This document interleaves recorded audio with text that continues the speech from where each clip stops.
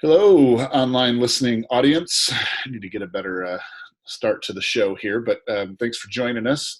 This is Brent Bushy with the Oklahoma Public School Resource Center, the OPSRC, and really excited to have Lisa Daniels join us. Lisa is with another long-named organization, the Oklahoma Supplemental Online Course Program. For those scoring at home, that's OSOCP. Welcome to our show, Lisa. Thank you. Thank you. So, really excited to have Lisa on today. What we're trying to do with these series of recordings is, in this whole new world that we all got to enter, whether we wanted to or not, we're trying to figure out how do we make sure that schools are aware of different options as they're developing their distance learning plans. And the supplemental online course program is managed, correct me if I'm wrong on this, Lisa, but through the Statewide Virtual Charter School Board. And they go, the online course program works with different vendors. And, how about we do this? If we're going to invite somebody on that actually has the program, why don't you explain your program? Let me tell you a little bit about the program, shall I? Yeah. So the program is actually under the purview of the State Department of Education. And our agency facilitates the program by vetting online vendors, by establishing statewide contracts with the vendors to ensure a fair price so that districts, smaller districts are paying the same price as the larger districts. There's a guarantee, a clause in the contract that says that vendors cannot charge any Oklahoma district a higher rate than they charge anybody in the state, in the United States of America.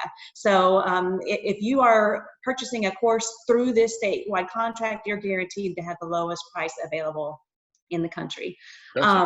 We also review all of the online classes to ensure that they are aligned to Oklahoma state standards and to assure their alignment to best practices in online instruction.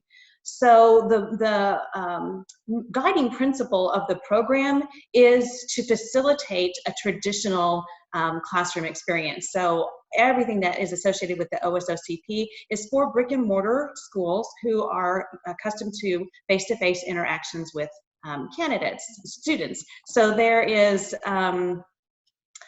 are options for schools to purchase online courses that have a state certified teacher that's embedded in the course, who does all of the instruction, who interacts with the students in a real-time fashion. But the primary use that we often see are through content-only courses. And in this coronavirus age, that's probably going to be something that would be very useful to our K-12 partners, because it maintains the relationship that teachers have already cultivated with their students without teachers having to figure out, how am I going to deliver this particular lecture online, or how am I going to find a resource where students can do a virtual dissection, or they can do math problems, or they can practice speaking a different language. So there are already online resources that are available. Some of these vendors are making them available free of charge now to districts. And some of them are offering a reduced rate.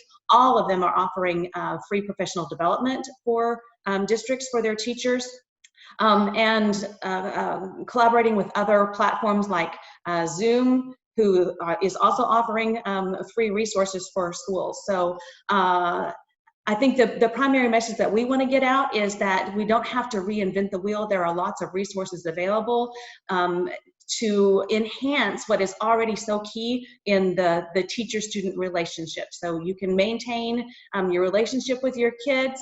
If you've got an awesome lesson plan that it's in your wheelhouse and you love it, it's been a fantastic thing that you use with your students, you can customize these pre-made courses and plug your content into it, and then it's still ready to push out and be ready to go. And then you can have virtual office hours with your students where they are connecting with you and talking to you about those things, but you're not having to do every lecture online and think about a 6-hour day like you were in the face-to-face world that we were in early March. Cool. So let's talk. I got like 50 questions run through my head here, but let's focus. Okay. There's lots of stuff here. I want to focus primarily on the support that like schools could turn to these course offerings, like, for their distance learning plans this year. Mm-hmm. So first question, content. What age level content is available from the different vendors that you have? So there is actually content kindergarten through 12. Okay. So you have for the littles. Okay. So let's make it Mm-hmm. about me for a second because it's easier for me to understand. Go. Yeah. I've got a fourth grade. Sure. So I've got fourth and a fifth grader. Let's Uh-huh. just use the fourth grader as our example. So if my daughter's fourth grade teacher wanted to, so they got what, 6 weeks left, 8 weeks left in the school year. I've lost track. Yeah. Right. So they've done most of it. So they're not going to go into a fourth No. grade English class and start at the beginning. But they can go in. They could Correct. open up give me an example of one course that they could. Yes. Do. Yes. So if the school wants to use these pre-made classes, the district and each individual student can customize the experience for a specific classroom. So, and the vendors will provide, like I said, this professional development free of charge to help every teacher say, this is where we left off. When we went home for spring break, this is where we were. So they can turn off all of the preceding lessons and only use those that are relevant to what each class needs for the remainder of the term. And then, as I said, things are customizable. So if a teacher wants to do things in a different order than was set up in the outline, they have the capacity to do that. They can also make accommodations, modifications for students that have special needs, who are on an IEP, English language learners. Cool. Did you have something? Well, yeah. Well, so continuing on with I like the term my coworkers, not my kids, right? Because we're all in this house together. Okay. Yeah. I also have a fifth grader Hello. who has special needs. So that was something. So before we turn to her, because I think this is fascinating. So my daughter's fourth grader, her teacher could go in, could say, okay, these are the lessons that I want my students to get. So she could go into one of the providers, one of the courses, could customize each of the courses. We know that those courses align with state standards. These are now free of charge because of just the way that the world works. Not all of them. So not all of them, yes. But a vast majority. I think a district would have no problem filling their needs with those that are being provided free of charge. Okay. So if I'm the teacher. But not every vendor is doing it. Yeah. Sure, yeah. And I think most are trying, from what I've seen, most people are trying to be really understanding in this situation. So if I'm the teacher, I go in, I set up, let's say, a math class, and I set up an English class for fourth graders. Then I send an email. How do I get that information to the kids? Mm-hmm. So the students would and their parents, by the way, are provided unique login information. So they do have to have internet access, but they log into the website that's designated to them. Then they'll see the dashboard that has a menu of all the courses that they are enrolled in, and they click on that particular class, and it takes them right where they need to be. Okay. All right. So they're doing the work within, I hesitate to call this a learning management system, but within the system provided by the vendor. Correct? Correct. Okay. Yes. So, like, as one example, I know Edmentum is a provider in your catalog. Mm-hmm. The teacher would be sending login information to the parent and child.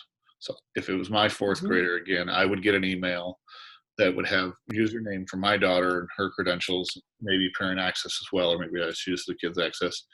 And then when they log in, the student is completing the work inside the system, like the Edmentum system. That's or correct. Virtual or, whichever yes. provider. And then reports get pushed out to the teacher, to the district, to the parents. So there's real-time progress monitoring. Yeah. That's cool. So parents can see that. Now, what if I'm a teacher and I'm using Google Classroom as my learning management system? Is there any integration there, or is that a step too far right now? I don't know that that is the case with every vendor, but I do know of at least one that is also partnering with Google Classrooms, and others are using similar um, platforms that, Might be the world we're that headed they to. collaborate with. This might be the world Uh-huh. that we're headed to. Even when we go back to brick and mortar, I'm getting the sense that you're going to have a learning management system that tracks all of your kids' work, and then they may be tunneling out Mm-hmm. into another content provider, but that all gets recorded within one learning management system. Whether they're doing that virtually or doing that in the traditional classroom, I don't know. That's Uh, speculating a little bit. I've had a little bit of time to think about this stuff the last few days. have you now? Yeah. Yeah. Yes. Um, Mm-hmm. okay, so we know all this content's out there. You mentioned access. So I want to talk about access for a second, and then I want to switch over to special education Yeah. and Okay. accommodations. So I don't think you guys are offering anything in this, but any thoughts on, because a lot of my schools are saying that's great, for the kids that have devices at home and or have connectivity. Yeah.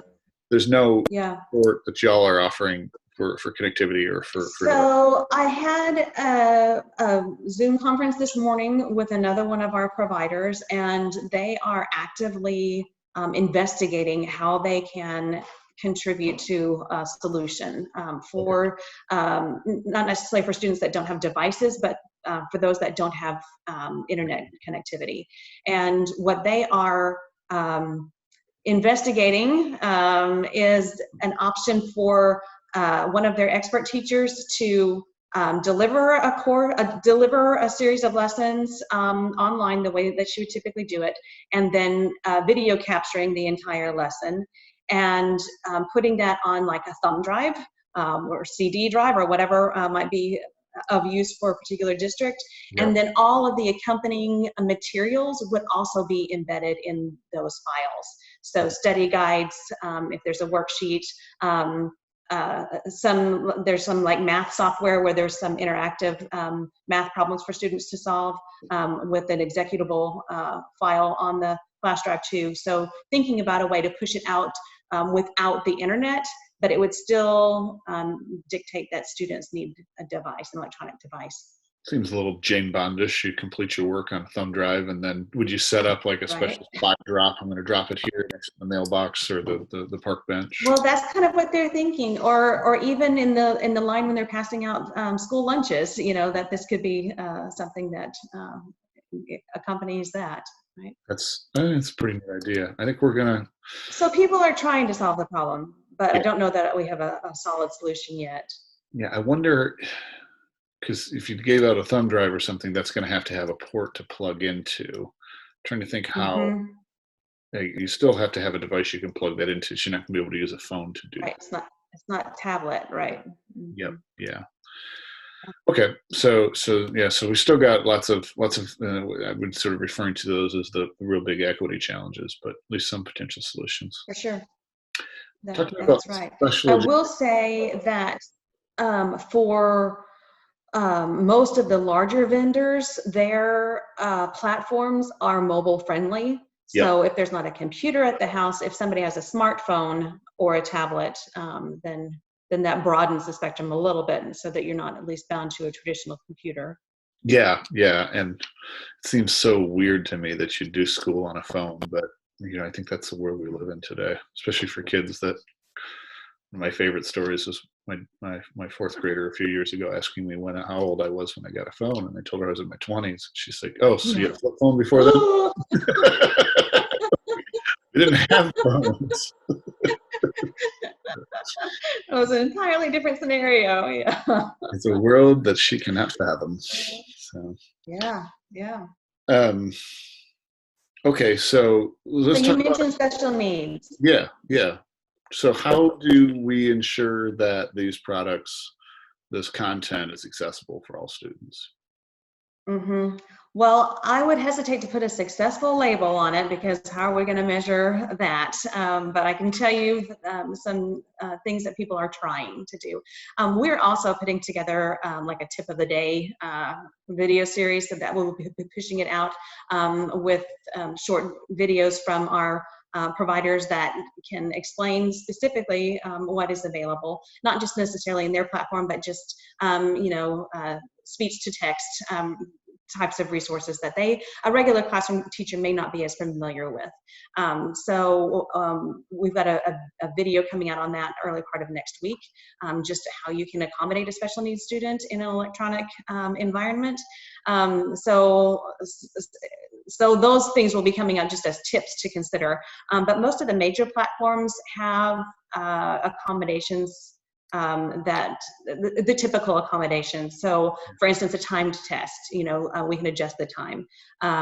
You can adjust the questions that go out in a test so that you are limiting the multiple choice answers that are available if that is appropriate for a student's IEP. So there are some of those things that are already built into the platform, some of the more typical accommodations that are available in IEPs. But again, I just want to emphasize, our vendors have been so gracious in stepping up to saying whatever you need, and they are just providing all of these professional developments for free and really a lot on call. I mean, some of our people that are very familiar with some of the larger vendors that we use, they know that these people are available just with a simple text. And they will call you back, they'll text you back. They're very accessible and eager to help. That's great. Yeah, it's no one wants to be in our worldwide position, right?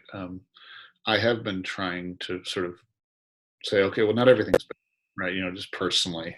There's been some chances to spend more time with family, which has been really nice to spend more time with my girls and reconnect, and also to see vendors and others kind of stepping up and trying to support each other. So that's stinks that we're in this position. Yeah, that's what I think too. Right. Yeah. Mm-hmm. We talked about accessibility. And I think the other hard part about the accessibility is, I speak now as a parent, special educators work so hard to develop an IEP. They work with the families, they have targets, and, then they have strategies to get there. And most of those strategies have been thrown out, right? Like most of those strategies are in person. So it's having to rethink all of that. Right. So I don't think that it's necessary that we can't do, we can't provide accommodations. We can't meet student needs, but that's a hard thought process to go through. It's exhausting. Right. And it's also really frustrating. It's like, I've already done this, right? I've kind of already developed this for the kid, and now I've got to rethink it. So I've been saying a lot. Well, it's just extending, because that same claim is true for all teachers that were delivering in a face-to-face fashion prior to this. They had their lessons planned out. They knew what strategies worked. And so, you compound that with accommodations for special needs students. But that's just the factual reality that everybody is struggling with, which is why having these digital resources that are already available at least take some of that burden away from the teachers, so you can still focus really on maintaining the relationship and the connectivity with your students, and not having to worry as much about strategies and how am I going to revise a lesson plan to make sure that the learning is occurring. That's great. Okay, so let's shift gears. We talked a little bit about, we talked before we got going today, before we started recording, about some pilot districts that you have. So I want to hear about that. Partially, I want to hear about how they're going to be sort of switching gears starting April 6th. Underneath this is learning what does anything change, or maybe they're kind of positioned, and then I'll talk about down the road some opportunities. So tell us about that. Yes. So our agency is currently in year one of a pilot study targeted at rural districts in the state of Oklahoma, just to introduce them to the various models of online learning that are available. One of those models is what we've been talking a lot about today, which is it's called the content-only course, which means it's an online course, but it's not as you would envision it to be, with a student just sitting in front of a computer, going through modules and taking a test, and then there's no interaction with the teacher. There is a teacher in the school site that serves as the liaison with that course. So I can tell you, one great example is there's a small school that doesn't offer chemistry, and a student who really wants to take chemistry in that district. And so by participating in this pilot program, they were able to purchase, they don't have to purchase it because as part of the pilot, we're paying for all the online courses, but they were able to enroll a student in an online chemistry class, and the biology teacher on campus meets with the student regularly to see if he's got any questions, and then she has her lab set up every Thursday, and so Thursday's lab day, and she sets up a chemistry lab for him. So it just enhances the curriculum opportunities that were available for that particular student in that particular district. So they have this option of doing the content-only courses facilitated and enriched by teachers in their building. And then they also have for students that want to take a class that is not offered in their district, and they don't have a teacher that is certified in that particular area or qualified in that particular area. And so they can do what's called an instructor embedded course. And with these instructor embedded courses, a certified teacher comes with the course. And that teacher may or may not be in Oklahoma, but that teacher interacts with the student on a daily basis in some of the more hands-on performance-based classrooms. They are doing video, like they do video labs. They have video sessions to practice speaking in a target language for those that are learning a foreign language. They have other means of communication, but they are interacting with the student in a real-time fashion throughout the entirety of the course. So through that model, we've got students taking marine biology. We have students taking dual credit classes so that they're already earning college courses. I know of one particular student in Oilton. I bet he's got his freshman year knocked out, the semester of his freshman year knocked out because he was able to take so many of these dual credit online courses this semester. That's fantastic. As a pilot study participant. So the teacher is not on site. That the teacher comes with the course. That's correct. Pretty fascinating. Mm-hmm. So for these students that are in that pilot, at least the courses that they're taking through the supplemental online course program, they're not. It's a big difference. Business right? as usual. As long as they have connectivity, I guess I'm assuming they'd have a device they could bring home, but so they got to have a device and connectivity. But then, it's pretty much the world operates the same. Right. Cool. And we should actually have you back on when the world's not quite as crazy as it is. But next year you're going to be selecting five more districts for this pilot program. Yeah, we'd like to double participation in 2021. Okay. Correct. Okay. So, cool. And it's just for rural school districts. Sure. Okay. We'd love to help, identify some schools that could work with you. So the Research Center works with rural districts around the state. So that's fantastic. Thank you. Okay. So how do folks get a hold of you? We'll put this in the show notes, but you can put it here as well. The easiest way is to send an email to info@osocp.ok.gov. So info, say that one more time so I've got it. Info, I-N-F-O, yep. at OSOCP. Yep. .ok.gov. Yeah. Okay. So the folks who didn't write that down, you can just look in the comments if you're watching this on social media. We'll have that link, and then I'm sure they'll be right in touch. Why don't you tell us just just a quick listing of the content providers that you do have? Mm-hmm.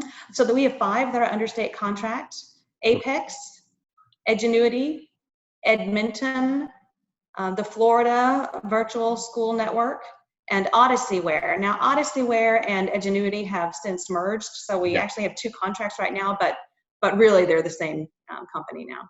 Okay. Yeah. Are they still 2 separate platforms, or have they merged their platforms now? If they have not completely merged, they will have done so very shortly. I know for the last several months they've been working to consolidate. Yep. Yeah. Yeah. Yeah. Well, that's fun.